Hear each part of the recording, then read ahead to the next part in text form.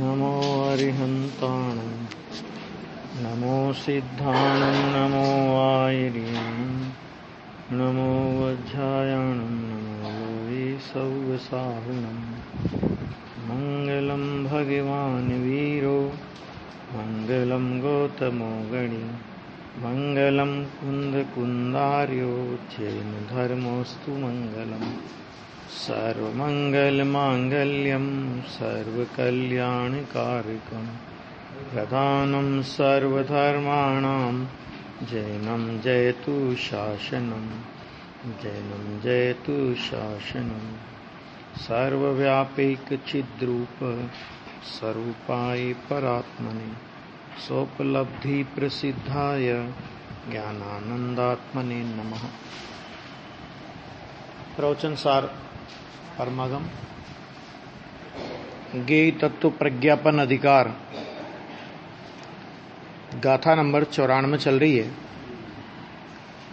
इसमें स्वसमय और पर समय की व्यवस्था क्या है, मैंने स्वसमय किसे कहना चाहिए और पर समय किसे कहना चाहिए, ये चर्चा चल रही थी। और इसमें अपनी चर्चा यहां तक आ गई थी, एक उदाहरण के माध्यम से ये चर्चा आ गई थी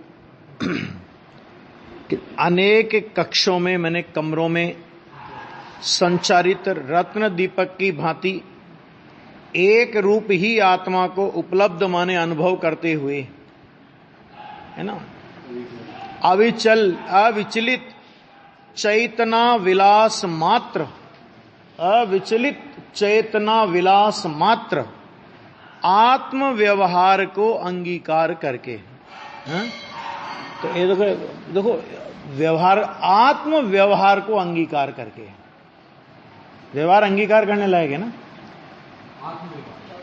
आत्म व्यवहार अंगीकार का मतलब यहां ये कि आत्मा का जैसा त्रैकालिक शुद्ध स्वभाव है वैसा ही अवस्था में प्रकट करके, अंगीकार करने का मतलब क्या वहां पर, तो उसको प्रकट करना, माना वो जब उसने अविचलित चेतना विलास मात्र आत्म व्यवहार को प्राप्त किया, कब प्राप्त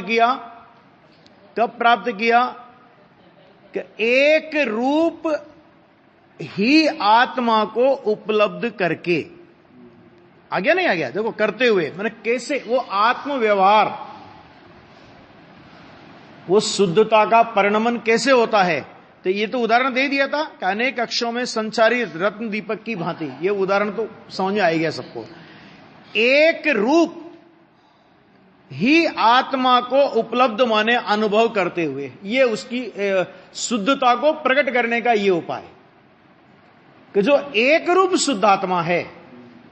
देखो द्रव्य कर्म अनेक प्रकार के, भाव कर्म अनेक प्रकार के, नो कर्म अनेक प्रकार के, ये बदले सब।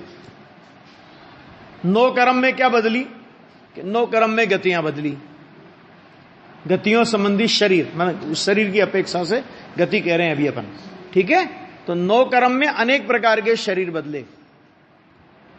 द्रव्य कर्म में क्या हुआ, अलग अलग प्रकार के कर्म का उदय, मतलब कर्म अनेक प्रकार के आए और गए।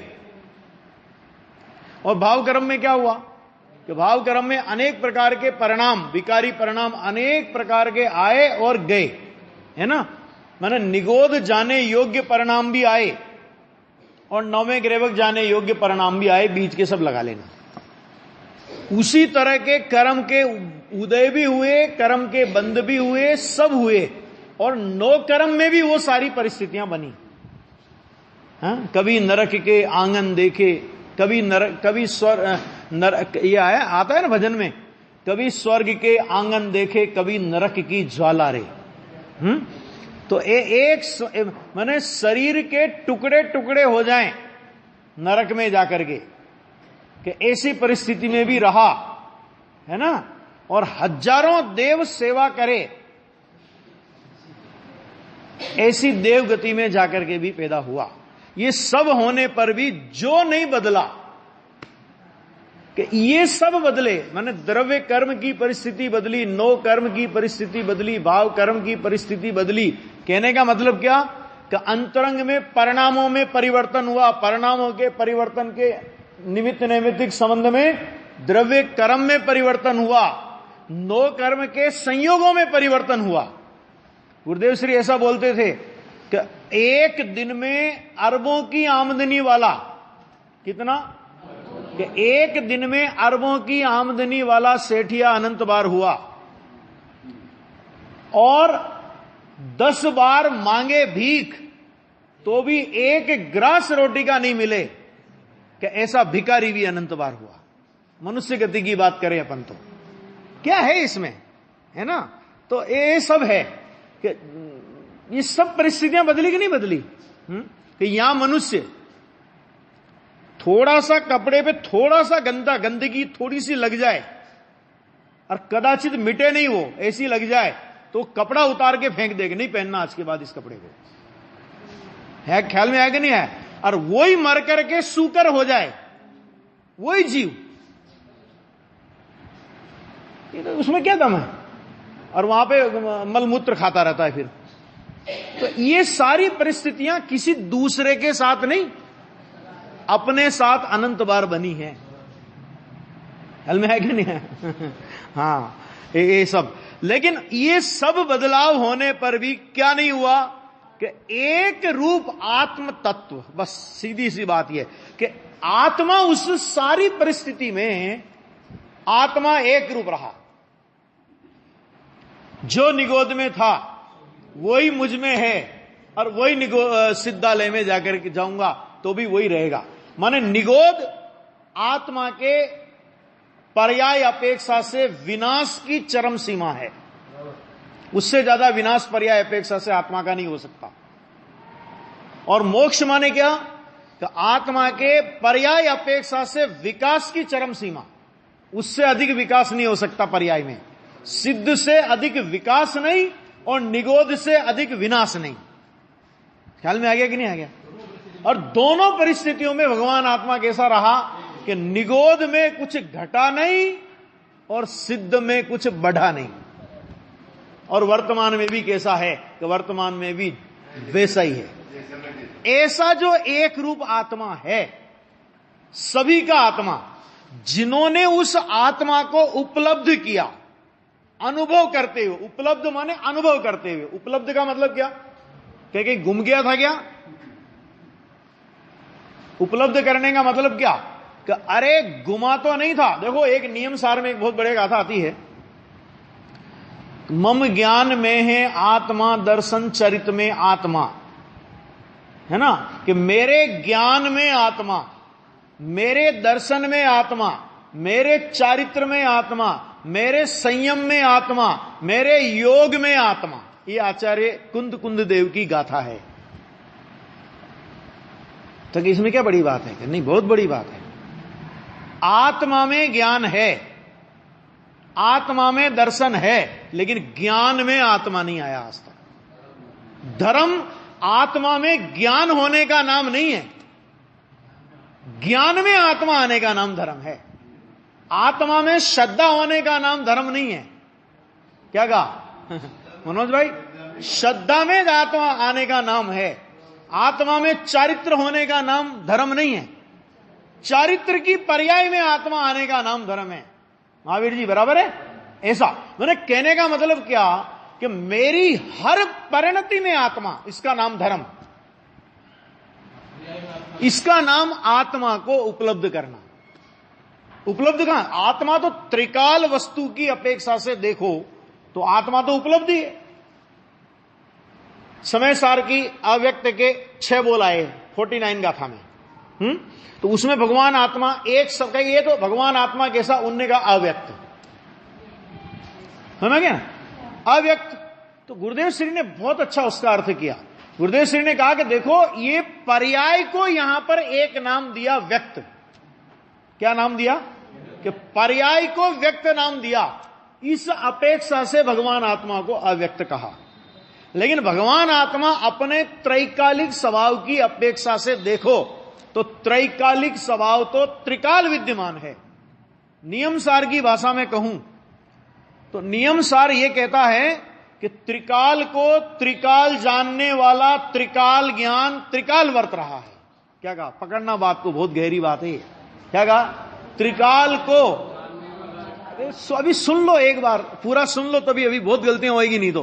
त्रिकाल को सुनना, अभी बोलना महावीर जी, त्रिकाल को त्रिकाल जानने वाला त्रिकाल ज्ञान त्रिकाल विद्यमान है। चारों जगह त्रिकाल आया। त्रिकाल को अब बोलो, त्रिकाल को त्रिकाल जानने वाला त्रिकाल ज्ञान त्रिकाल विद्यमान है। क्या मतलब इसका? क्या मतलब इसका? ये पर्याय की बात नहीं है, ये ध्रुव की बात है कि जो है ना, कारण स्वभाव ज्ञान, कारण स्वभाव ज्ञान या कारण स्वभाव उपयोग कारण तत्व को त्रिकाल जानता है। माने वो जानने वाला भी त्रिकाल और जानने में जिसको जान रहा है वो भी त्रिकाल। क्या कहा? समझ में आया कि नहीं? ये पर्याय की बात नहीं। इसको गुरुदेव श्री बोलते थे ध्रुव में ध्रुव का प्रतिभास।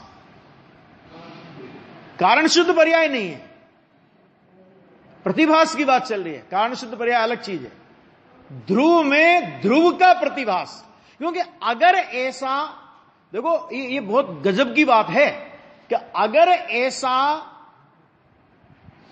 कारण स्वभाव उपयोग, अगर ऐसा स्वभाव उपयोग ना हो तो कार्य कैसे आएगा?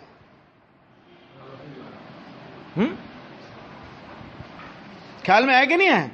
तो अभी देखो यहां पे, तो वो कह रहे हैं अनुभव करते हुए, तो ऐसा तेरा स्वभाव है, त्रिकाल को त्रिकाल जानने वाला त्रिकाल ज्ञान त्रिकाल मौजूद है। जहां ऐसा स्वीकार हुआ कि पर्याय में भगवान आत्मा जानने में आ जाता, स्वीकार कहां आता है? इस बात की कबूलात कहां आती जीव को? अभी तो 17-18 नंबर की गाथा में जब यह कहा जाता है कि अनुभूति स्वरूप भगवान आत्मा आबाल गोपाल सबको सदा स्वयं स्वयं ही जानने में आता है, तो इस समय आत्मा जानने में आ रहा है, स्वीकार होता है? स्वीकार होता है कि इस समय मुझे आत्मा जान, अरे इस समय मुझे आत्मा जानने में आ रहा है, या नहीं, मेरी ज्ञान की पर्याय में आत्मा ही जानने में आता है। क्या कहा? ज्ञान की पर्याय में आत्मा ही जानने में आता है। अरे मुझे ही नहीं, अभव्य को और निगोधिया को भी आत्मा ही जानने में आता है। जहां ऐसा स्वीकार हो, प्रकट परिणति जानने की हो जाती है, स्वाभाविक सन्मुख। बहुत है बातें तो यहां पे क्या उपलब्ध करने का मतलब क्या? देखो कि ऐसे आत्मा को उपलब्ध माने अनुभव करते हुए क्या करे कि अविचलित चेतना विलास मात्र आत्म व्यवहार को अंगीकार करके, माने ये आत्म व्यवहार, जिस आत्म व्यवहार का विश्लेषण किया, उसको नाम क्या दिया कि अविचलित चेतना विलास मात्र। चेतना में विलास करना जिसका स्वरूप है, विलास करना माने मौज करना, और वो मौज भी कैसी कि ऐसी मौज नहीं कि अभी मौज कर रहा है बाद में कोई उठा दे उसे, नहीं, ये चेतना, ये जो चेतना विलास मात्र आत्म व्यवहार है, ये ऐसी है कि ये अविचलित है। आया? सिद्ध गति को समय सार की पहली गाथा में अचल कहा। ध्रुव अचल और अनुपम गति पाए हुए सब सिद्ध को। तो सिद्ध गति माने क्या है? अच्छा बताना जरा, सिद्ध गति क्या है? कि सिद्ध गति भी तो एक तरह से आत्म व्यवहार ही है। क्या है वो? माने जितनी शुद्ध, अब सिद्ध दशा माने पूर्ण शुद्धता यानी सिद्ध अवस्था, और अल्प शुद्धता यानी ईसत सिद्ध, न्यून सिद्ध, छोटा सिद्ध। मुनिराज को बोलते ही नहीं बोलते छोटे सिद्ध हैं, है ना? बोलते ही नहीं बोलते, ऐसा बोलते हैं ना, छोटे सिद्ध। लघु नंदन अलग बात हो जाती है। जो शब्द बोला जा रहा है, फिर वो शब्द क्यों बोला जा रहा है? लघु नंदन की बात होती तो छोटे सिद्ध क्यों शब्द बोल रहे हैं यहां से? कि छोटे सिद्ध माने नंदन में तो अलग प्रकरण हो गया, फिर सिद्ध माने उसकी तुलना में खड़ा किया उसको। बाप बेटे की तुलना में खड़ा नहीं किया। नंदन बोलोगे तो बाप बेटे की तुलना में खड़े हुए क्या कहा, समझ में आया कि नहीं आया? नंदन कहने में बाप बेटे की तुलना में खड़े हुए, ये सिद्ध और ये सिद्ध, माने क्या मतलब कि एक तुम्हारा फोटो 5 फीट 4 इंच का तुम्हारा फोटो बनाया जाए और एक तुम्हारा पासपोर्ट साइज का फोटो बनाया जाए, क्या अंतर है बताना जरा। आया समझ में? क्या आया? क्या अंतर समझ में आया? कि एक फोटो आपका बनाया जाए 5 फीट 4 इंच का फोटो, ठीक है, और एक फोटो आपका बनाया जाए पासपोर्ट साइज का फोटो। साइज में फर्क है, फोटो में कोई फर्क नहीं है। ख्याल में आगे नहीं आएगा? शुद्धता की जाति में फर्क नहीं है, तेरे पास कितनी और उनके पास कितनी, प्रकट शुद्धता की बात। तो शुद्धता की शुद्धता से तुलना करी वहां पे, तो उन्होंने कहा ईशत सिद्ध। क्या शब्द का प्रयोग किया? ईशत सिद्ध। वो भगवान कैसे हैं? तो कहते वो ईशत सिद्ध हैं। कौन भगवान? कि जिन्होंने सम्यक दर्शन ज्ञान चारित्र की निर्मल परिणति प्रकट की। समझ में आ गया कि नहीं आ गया? अभी भगवान सिद्ध होने में टाइम लग जाए, लेकिन सिद्धपना प्रकट हो गया, सिद्धपने का सैंपल आ गया वहां पर। तो वो यहां पे कहा अविचलित। तो जैसे वो सिद्ध दशा अविचलित है, यानी अब वो सिद्ध दशा मिट करके क्या हो जाएगी? विकृत हो जाएगी, बिगड़ जाएगी। तो इसी तरह ये जो शुद्धता का प्रवाह चालू हुआ है, कहते ये शुद्धता का प्रवाह अविचलित है, अब तू इसमें से डिगेगा नहीं। ऐसी अविचलित चेतना विलास मात्र आत्म व्यवहार को प्राप्त कर, अंगीकार करके। किसके अवलंबन से अंगीकार होगा वो? तो ऊपर आ गया, आत्मा को ही उपलब्ध अनुभव करके, करते हुए, माने एकमात्र उपाय ये है। बराबर? आगे देखो फिर क्या किया कि जिसमें समस्त क्रियाकलाप से भेंट की जाती है, ऐसे मनुष्य व्यवहार का आश्रय नहीं करते हुए। भाई आश्रय करेगा तो एक का करेगा, या तो आत्म व्यवहार को प्रकट कर ले, शुद्ध आत्मा का आश्रय करके आत्म व्यवहार को प्रकट कर ले, और या तो कि जिसमें समस्त क्रियाकलाप से भेंट की जाती है, ऐसे मनुष्य व्यवहार का आश्रय कर ले, दोनों में से एक कर ले। तो जो आत्मा का आश्रय करेगा, जिसको आत्म व्यवहार प्रकट होगा, देखो आत्म व्यवहार प्रकट होगा तो मनुष्य व्यवहार मिटेगा। क्या कहा? आत्म व्यवहार प्रकट हुआ ने तो मनुष्य व्यवहार मिटेगा, और मनुष्य व्यवहार प्रकट रहेगा तो आत्म व्यवहार प्रकट ही नहीं होगा, मिटेगा क्या? नहीं आया समझ में? मिटा हुआ ही है वो तो अनादिकाल से, वो क्या मिटेगा? ख्याल में आया कि नहीं है? इसका मतलब क्या हुआ कि यदि तुझे घर फूंक तमाशा देखना आता हो, ख्याल में है? क्या कहा? घर फूंक तमाशा देखने की तेरे में क्षमता हो तो इस मार्ग में कदम बढ़ाना, बाकी बढ़ाने की जरूरत नहीं है। क्योंकि ये तेरा ये जो तूने जो हरी भरी बगिया खड़ी कर रखी है ना बाहर की, हाल में आया कि नहीं आया कि ये हरी भरी बगिया तेरी मिटेगी? क्या बात कर रहे हो साहब? कोई सब कोई रहेंगे नहीं परिवार में, फलाना नहीं। अरे वो बात ही नहीं, तेरे को परिवार ही नहीं मिलेगा भले आदमी, तेरे को परिवार ही नहीं मिलेगा, जो शरीर ही नहीं मिलेगा तो ये क्या मिलेगा तेरे को? अशरीरी दशा हो जाएगी। वो समाधि मरण का पाठ आता है ना कि ज्ञानी के तो दोनों हाथ में लड्डू है। कि कैसे हाथ में, दोनों हाथ में लड्डू है? ये समाधि मरण करने वाले ज्ञानी होते हैं ना कि इनके दोनों हाथ में लड्डू होते हैं। कि दोनों हाथ में लड्डू कैसे होते हैं? कि तो वो ऐसे होते हैं कि यदि शरीर मिला तो जो अभी है उससे बढ़िया मिलने वाला है। तो पक्की है कि नहीं बात? क्योंकि समाधि किसको होती है? ज्ञानी को। तो ज्ञानी को जो देह मिलेगी तो ये देह इससे तो बढ़िया ही मिलेगी ना। असी देह करे किम यारी, नौ द्वार बहे घिनकारी। कम से कम ज्ञानी को अब मिलने वाली देह के लिए ये तो नहीं बोलना पड़ेगा और क्या साहब देह नहीं मिली तो है कि देह नहीं मिली तो गधई नहीं मिली तो और ज्यादा बढ़िया। कि देह नहीं मिली तो क्या होगा? कि देह नहीं मिली तो सिद्धालय में जाएंगे। हाँ, क्या गजब का ये मतलब दर्शन वास्तव में देखा जाए कितना आनंददायक दर्शन है। तो यहां पे कहा कि जिसमें समस्त क्रियाकलाप से भेंट की जाती है, ऐसे मनुष्य व्यवहार का आश्रय नहीं करते हुए। कौन नहीं करता ऐसे मनुष्य व्यवहार का आश्रय? कि जिसने एक रूप आत्मा का आश्रय लिया, और एक रूप आत्मा का आश्रय लेकर के जिसकी परिणति में आत्म व्यवहार प्रकट हुआ। आत्म व्यवहार प्रकट हुआ माने आत्मा के आश्रय से सम्यक दर्शन, सम्यक ज्ञान, सम्यक चारित्र की निर्मल परिणति प्रकट हुई। ख्याल में आया कि नहीं है? अरे जिसका एक एक समय मुक्ति की ओर जा रहा है। ज्ञानी के कितने भव गिनती के? गिनती के 2-4 भव होते है ना। अब एक भव गया उसका, तो एक भव गया तो क्या हुआ बोलो? कि एक भव गया तो वो एक भव मुक्ति की निकट गया। माने उसकी जितनी, जैसे अपन लोग बोलते हैं ना कि अपनी आयु जितनी बीत रही है, तो अपन कहां जा रहे हैं? अपन मृत्यु के निकट जा रहे हैं। क्योंकि मृत्यु का क्षण तो नक्की है, उसमें तो इंद्र, अहमिंद्र, जिनेंद्र, सारा सिद्धालय आकर के भी हेर फेर नहीं कर सकता। आएगा भी नहीं, घबराने की आवश्यकता ही नहीं है, लेकिन आकर के भी हेर फेर नहीं कर सकता। और अपन जो एक समय करके जा रहे हैं, ये देखो मैं नहीं कहता हूं, नियम सार में आया 2 तरह के मरण होते हैं। कि 2 तरह के मरण कौन कौन से? कि एक तो प्रति समय आयु का एक समय करके आयु का निषेक खिर रहा है। इसका मतलब क्या हुआ?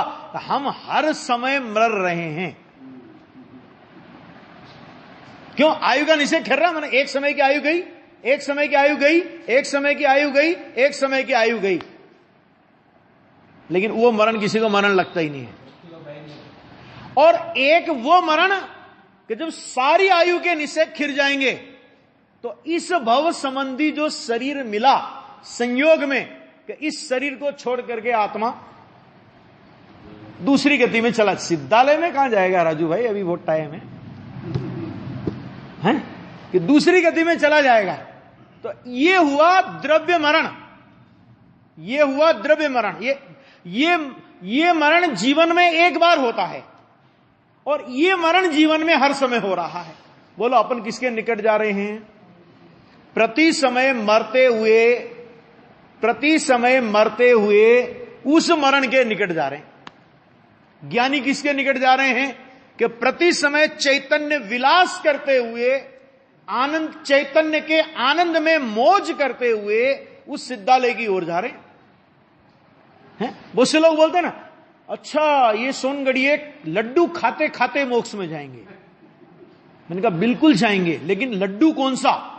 कि ये लड्डू नहीं, मोतीचूर का, वो कौन सा बनाते हैं ना अपने यहां पे, कौन सा, वो अपने सुद पंचमी बनाते हो आप लोग, है ना? कि वो लड्डू तो आत्मा खाता ही नहीं। अज्ञानी का आत्मा नहीं खाता, मिथ्या दृष्टि का आत्मा नहीं खाता, ज्ञानी का आत्मा नहीं खाता। अतीन्द्रिय आनंद का लड्डू खाते खाते उसको यहां पर आचार्य भगवान ने क्या कहा?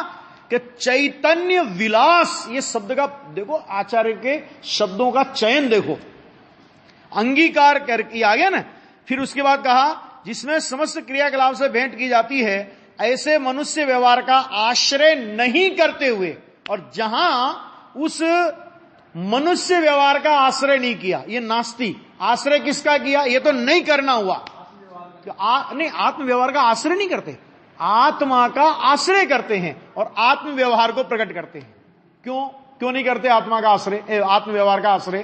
क्योंकि आत्म व्यवहार तो पर्याय है, वो तो फल है, वो तो आत्मा के आश्रय का फल है। तो उस फल को तो प्रकट करते हैं, आश्रय करते हैं शुद्धात्मा का। ख्याल में आ गया? तो जब ऐसा करते हैं तो होता क्या है? तो होता यह है भाई साहब, तो उसी समय मिथ्यात्व तो टूट गया, अनंतानुबंधी चली गई। मिथ्यात्व टूट गया, अनंतानुबंधी चली गई, और राग द्वेष का उन्मेष यानी प्राकट्य रुक जाने से, लो क्या कह रहे हैं? राग द्वेष का उन्मेष। अरे जो ज्ञानी के भी, क्या साहब अभी कैसी बातें करते हो, अभी तो चौथा ही गुणस्थान है, अभी से राग द्वेष मिट गए ज्ञानी के, अभी चौथे गुणस्थान में हो गया सब कुछ। अरे भाई साहब,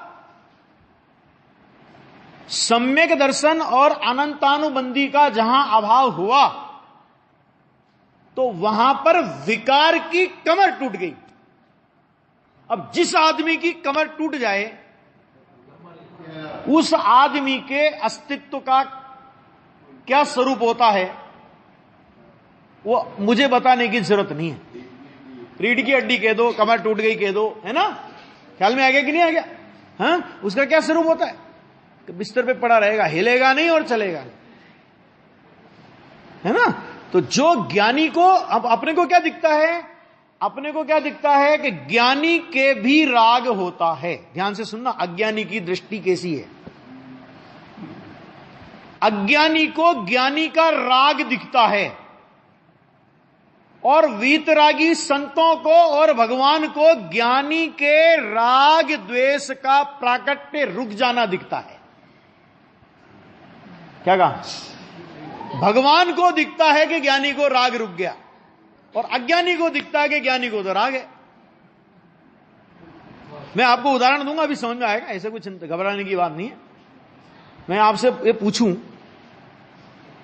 कि जहां राग के साथ ही राग का निषेध धारा प्रवर्तमान है, ज्ञानी का लक्षण अस्थिरता संबंधी राग नहीं है। अस्थिरता संबंधी राग से ज्ञानी का माप नहीं है। और दूसरी भाषा में कहूं तो ज्ञानी का जो राग हमें दिखता है वो तो अपने घर में, जैसे अभी घर में दीपावली की सफाई चल रही है, सबके यहां चल रही है ना, सबके यहां चल रही है। तो किसी के यहां 1 ड्रम कचरा निकलेगा, किसी के यहां 2 ड्रम निकलेगा, किसी के यहां 1 बोरी में भर के, किसी के यहां 2 बोरी में भर के रखेंगे ना, ठीक है? अब रखेंगे तो 1 बोरी में भर करके अपन ने कचरा रखा, अभी कहां पड़ा है? अपने घर में पड़ा है, घर में पड़ा है, ठीक है? अब उसी समय इनकम टैक्स वाले अपने घर में आ गए तो बताओ तुम्हारी संपत्ति कितनी कितनी, कितना नंबर 2 नंबर 1 सब आ गया, हो जांच करने आ गया। तो जांच करने आ गया तो अपन ने अपनी सारी संपत्ति बताई, तो उस कचरे को भी अपनी संपत्ति में गिनेंगे कि नहीं गिनेंगे? बोलो। वो कचरा है ना, अपने घर में से निकला है। कहां निकला है? अपने घर में से निकला है, और अभी अपने घर में ही पड़ा है। फेंक नहीं दिया अभी। क्यों? क्योंकि फेंकने में तो जब कचरा लेने वाला आएगा तब दूसरे दिन फेंका जाएगा। ख्याल में आएगा नहीं है? हाँ? तो बोलो, उसे अपनी संपत्ति गिनते हो कि नहीं गिनते हो? हैं? या अपनी संपत्ति की लिस्ट बनाओ, दीपावली के दिन अपनी संपत्ति की लिस्ट बनाओ, तो भैया इतनी इतनी, इतना सोना चांदी रुपया, ये और 4 कचरे की बोरियां, लिखते हो ऐसा? हैं? तो भाई साहब, ज्ञानी ने जिस राग को कचरे से भी बदतर मान रखा है, क्या कहा? ज्ञानी की दृष्टि में जो राग है, बचा हुआ राग है, वो ज्ञानी की दृष्टि में कचरा नहीं, कचरे से भी बदतर जिसने मान रखा है, आप ज्ञानी की पहचान उस राग से कैसे कर रहे हो? वो तो उसने निकाल फेंका है, वो घर में पड़ा है, वो तो मजबूरी है, क्योंकि कचरा लेने वाला आया नहीं अभी। वो अस्थिरता का राग है, वो तो मजबूरी है, क्योंकि स्वरूप में उतनी स्थिरता नहीं हो पाती। लेकिन एकमात्र एक समय के लिए भी उस राग में उपादेय बुद्धि नहीं होती। वो ज्ञानी का राग तो दिखा, भरत बाहुबली युद्ध कर रहे हैं, युद्ध करना तो दिखा, हल में है कि नहीं? उसी समय उनकी वो वैराग्य की धारा क्यों नहीं दिखी कि जो उसी समय राग के निषेध रूप प्रवर्तमान हो रही थी? हाँ? कि जब इधर युद्ध पूरा नहीं हुआ, है ना, चक्र चलाया था ना भरत ने अभी तो, है ना, और बाहुबली तो वैराग्य लेकर के निकल गए, वो क्यों नहीं दिखा भाई साहब? वो रौद्र रस से एकदम शांत रस आया, वो क्यों नहीं दिखा? वो भरत चक्र वो क्यों नहीं दिखा कि अंतर्मुक्त होते ही केवल ज्ञान ले लिया? कैसी साधना होगी वो क्यों नहीं दिखा? यहां आचार्य कह रहे हैं कि राग द्वेष का उन्मेष माने प्राकट्य रुक जाने से ज्ञानी को राग दिखता नहीं। एक ज्ञानी को दूसरे ज्ञानी में राग नहीं दिखता, और अज्ञानी को राग के अलावा कुछ नहीं दिखता। कह रहे क्या बात कर रहे हो, अपन जैसा करते वैसे तो ज्ञानी करते। अरे अपने से ज्यादा गए गुजरे हैं ज्ञानी तो। कैसे गए गुजरे? 6-6 महीने तक अपन थोड़ी लाश लेके घूमते हैं किसी की, है ना। बहुत अटपटा स्वरूप है। और ये जैन दर्शन में ही इस व्यवस्था को समझने की संभावना है। अन्यत्र तो ये बात समझने की बात तो छोड़ो, सुनने को मिलना भी संभव नहीं है। और ये बात समझ गए, समझ गए ना। समय सार प्रवचन सार में लिखा ना, अरहंत के द्रव्य गुण पर्याय को जो जानता है वो अपनी आत्मा को जानता है। वो तो ठीक, अरे अरहंत की बात तो है ही, लेकिन ना किसी भी ज्ञानी के द्रव्य गुण पर्याय से ज्ञानी का स्वरूप समझ लो। इष्टोपद समय सार की 75 नंबर की गाथा में ज्ञानी का चिन्ह क्या बताया? अच्छा बताओ। ज्ञानी का चिन्ह कि ये आत्मा ज्ञान स्वरूप अर्थात ज्ञानी हो गया, इसने आत्मा का आश्रय ले लिया, इसे सम्य दर्शन हो गया, इसको भव अंत का पंथ मिल गया, इसको निज निधि के दर्शन हो गए। हम कैसे जाने? तो आचार्य भगवान ने कहा जो कर्म का परिणाम अरुणो कर्म का परिणाम है। जो नहीं करे तो क्या करे? ये तो नहीं करना हुआ, बस मात्र जाने, वही आत्मा ज्ञानी है ना। और वहां पर उसको राग से क्लीन चिट दी है अमृत चंद्र आचार्य और कुंद आचार्य देव ने। कि साहब होता तो है ना, कि होता है वो तुम पुद्गल कर्म से पूछो, इस ज्ञानी से मत पूछो ये बात कि क्यों होता है। ये इतनी क्लीन चिट दी है। वो चर्चा तो विस्तार से तो प्रकरण के साथ में करेंगे, यहां तो इतना प्रकरण के बस वो चर्चा आपके सामने रखी। ख्याल में आ गया कि राग द्वेष का प्राकट्य रुक जाने से परम उदासीनता का आलंबन लेते हुए, उदासीनता मानेगा हमें आपसे कोई मतलब नहीं, उदासीनता इसका नाम नहीं। उदासीन माने अपने स्वभाव में अपना आसन जम गया और सारे विश्व से अपना आसन हट गया। मुनिराज कहां बैठे होते? जंगल में, हा? जंगल की शिला पर। अरे मुनिराज शरीर में नहीं होते, विकल्प में नहीं होते। तुम जंगल में और शिलाओं में मुनिराज को ढूंढ रहे हो। कहां होते हैं मुनिराज? कि मुनिराज अपने चैतन्य के नंदन वन में विहार करते हैं। कहां विहार करते हैं मुनिराज? दुनिया देख रही है कि ओहो गर्मी की ऋतु है और मुनिराज पहाड़ की चोटी पर बैठ करके कितना तप कर रहे हैं, कितनी आग में झुलस रहे हैं। और ज्ञानी कहते हैं कि देखो मुनिराज कैसे शांति के हिमालय में बैठे हैं। वास्तव में जो दुनिया की दृष्टि है और जो इन वीतरागी संतों की दृष्टि है, ज्ञानी धर्मात्माओं की दृष्टि है, उसमें जमीन आसमान का अंतर। दुनिया को मुनिराज गर्मी में दिखते हैं और ज्ञानी को मुनिराज कहां दिखते हैं? कि वे तो कहां बैठे हैं? कि वे तो चैतन्य के हिमालय में बैठे हैं और शुद्धोपयोग की ठंडी ठंडी हवा का आनंद ले रहे हैं। तो फिर ये जो दिख रहा है कि ये तो उनका पड़ोसी है। नहीं है पड़ोसी। शरीर क्या है? अच्छा बोलो। शरीर तो पड़ोसी है, पड़ोसी बैठा है। अब पड़ोसी को वहां देख करके तुमने मुनिराज का अंदाजा वहां लगा लिया। मुनिराज तो बहुत दूर वर्तते। 28 मूल गुणों के विकल्प में भी जब मुनिराज नहीं वर्तते, शरीर में कहां वर्तेंगे? यही दशा ज्ञानी धर्मात्माओं की। समझ आया कि नहीं? हाँ भाई ज्ञानी तो व्यापार भी तो करते। हाँ करते, सब दिखे, बाहर में सब दिखेगा। चौथे पांचवें गुणस्थान में होंगे तो व्यापार धंधा भी दिखे, सब दिखेगा। लेकिन देखने का नजरिया बदलो कि वो ज्ञानी संज्ञा क्यों मिली उसे? व्यापार करने की वजह से ज्ञानी संज्ञा मिली या आत्मा का आश्रय करने की वजह से ज्ञानी संज्ञा मिली? है ना कि आत्मा का आश्रय करने से अगर ज्ञानी संज्ञा मिली तो आत्मा के आश्रय से जो परिणमन होगा वो ज्ञानी का परिणमन है, और जो आत्मा के आश्रय से परिणमन नहीं होगा वो ज्ञानी का परिणमन ही नहीं है। वो क्या है? तो होगा कुछ भी। ज्ञानी कहते हमें क्या मतलब है, हमारा नहीं है ना। इतनी बात पूरी हो गई ना। जैसे मान लो अपने हमारा नहीं है ना, कि नहीं तुम बताओ, हमने ठेका लिया कि हम बताएं कि हमारा नहीं है तो किसका है।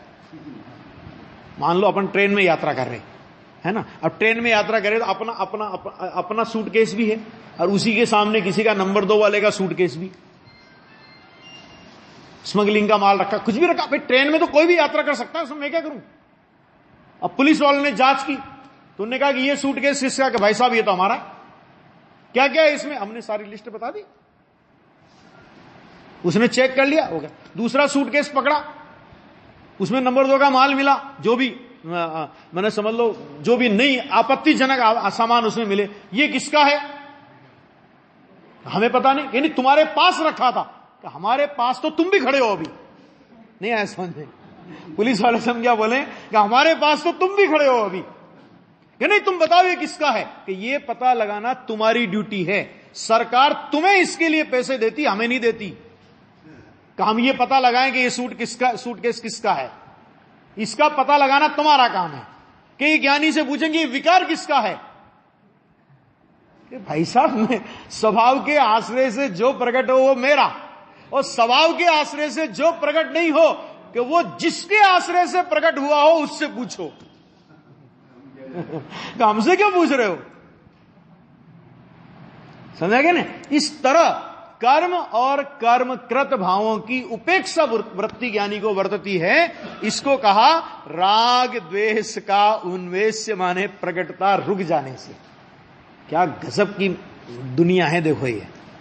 फिर क्या है, परम उदासीनता वीतराग परिणति। उदासीनता माने क्या, वीतराग परिणति। संभाव, ना राग किसी से ना द्वेष का आलम्बन लेते हुए, आलम्बन लेते हुए मैंने उसे प्रकट करते हुए, है ना। समस्त पर द्रव्यों की संगति दूर कर देने से, कोई परद्रव्य अपना भाषित नहीं होता। संगति देखो, परद्रव्य का संयोग अलग चीज है और परद्रव्य की संगति अलग चीज है। अब बोलो अभी ये क्या है, ये संगति दूर कर दी, कि संगति कहां दूर करी, अभी तो शरीर में ही तो रह रहे हैं। भाई साहब हमने संगति का बोला है, हमने कब बोला कि संयोग भी दूर हो गया। आचार्य कह रहे संगति माने क्या, कि वो परद्रव्य श्रद्धा के रूप में, ज्ञान के रूप में, चारित्र के रूप में अपना भाषित हो, इसका नाम संगति। और परद्रव्य संयोग में पड़ा रहे तो पड़ा रहे, पूरा लोक पड़ा है संयोग में, तो ज्ञानी होते ही क्या लोक को हटा देगा वो, कि नहीं मेरे को परद्रव्य का संयोग भी नहीं चाहिए, अब तुम सब जाओ। तो परद्रव्य इतने हैं, वे ज्ञानी से कहेंगे भाई साहब हमारा बहुमत ज्यादा है और तुम इन्हें गिने हो उंगली पे गिनने लायक, तुम जाओ अलोकाकाश में, हम तो यही रहेंगे। क्या मतलब, कि संगति क्या दूर की, कि परद्रव्य का संयोग दूर नहीं कर सकते आप, क्योंकि परद्रव्य जगत का द्रव्य है। जगत के द्रव्य को हटाना या जगत के द्रव्य को मिलाना यह आत्मा के अधिकार की बात नहीं है। आप क्या कर सकते हो, आप संयोग नहीं संगति दूर कर सकते हो। संगति दूर करने का मतलब क्या, कि उससे अपना लक्ष्य हटा देना, इसका नाम है संगति दूर की। परद्रव्य पड़ा रहे, क्या दिक्कत है। चक्रवर्ती 6 खंड को छोड़ के चले गए, मैं कहा छोड़ के चले गए, 6 खंड तो 6 खंड में आज भी है। बच्चा बताओ क्या हुआ, बोलो। चक्रवर्ती ने 6 खंड को छोड़ दिया। कहां छोड़ दिया, कहां छोड़ दिया चक्रवर्ती ने, 6 खंड जहां थे वहीं आज भी हैं कि नहीं, बोलो। फिर क्या छोड़ा उन्हें, कि पहले मैं 6 खंड का अधिपति चक्रवर्ती हूं। ये अभिप्राय तो होता ही नहीं ज्ञानी को, लेकिन अस्थिरता की जो लचक थी, कि वो लचक भी उनने छोड़ दिया। 6 खंड का छोड़ा, नहीं आया समझ में। संगति, परद्रव्य की संगति दूर कर देने से, संगति और संयोग का अर्थ समझ में आया ना, दूर कर देने, संगति दूर कर देने से मात्र स्वद्रव्य के साथ ही संगतता, संगतता माने स्वद्रव्य में ही अपने उपयोग को जोड़ देना।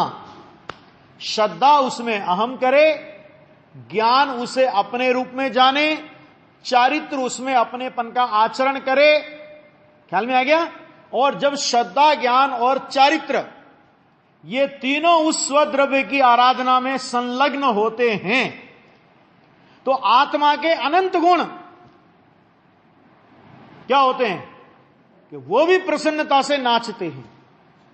बाबूजी के शब्द हैं ये कि एक श्रद्धा गुण, जब आत्मा श्रद्धा गुण, ज्ञान गुण, चारित्र गुण जब आत्मा के स्वसन्मुख होते हैं ना, तो सारे गुणों की परिणतियां स्वसन्मुख होकर के आनंद विभोर हो जाती है। क्या मतलब कि घर में एक की शादी होती है तो सारा परिवार खुशियां मनाता है कि नहीं मनाता है?